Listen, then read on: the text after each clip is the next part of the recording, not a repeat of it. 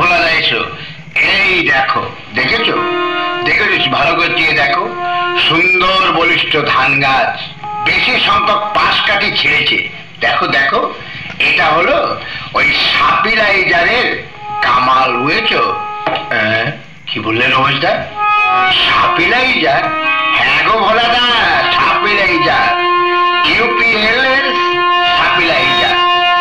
সাপিলাইজার যদি জমিতে প্রয়োগ করা যায় তাহলে ধান গাছের শিকড়ে গিয়ে লাগবে, ধান গাছের শিকড়ে গিয়ে কাজ করবে, ফলে শিকড়ে থাকা যেসব রোগ জীবাণু এবং ব্যাকটেরিয়া সব মেরে ফেলবে, ফলে শিকড় শক্তিশালী হবে। ও তাই, তাহলে তো সাপিলাইজার কখন দিতে হবে বলো তো রমেশ দা?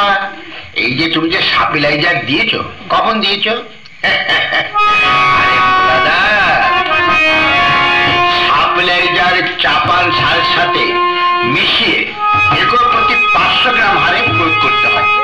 এর ফলে গাছ মাটি থেকে সমস্ত ধরনের খাদ্য উৎপাদন শোষণ করে এবং সবকিছু ঠিকঠাক করতে পারে, বুঝলে? ও তাই, আচ্ছা, তাই তোমার ধান গাছ এত শক্তিশালী এবং এত সবুজ, তাই এত বেশি পাশ কাটে। হ্যাঁ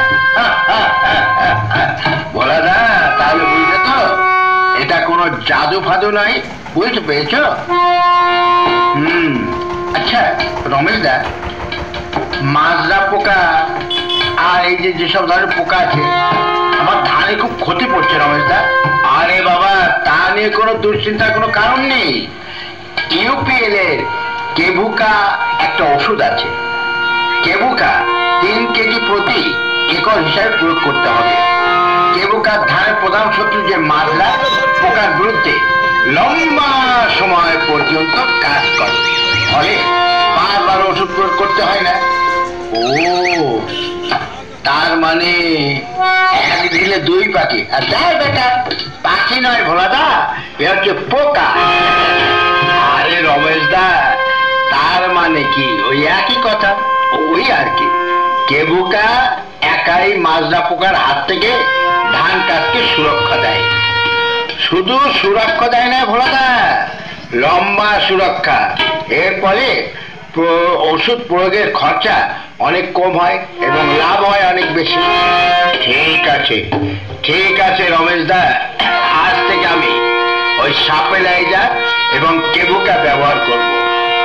চাষি ভাইয়েরা, আপনাদেরকেও বলি, আপনারা সবাই মিলে এই সাপিলাইজার এবং কেভুকা সবাই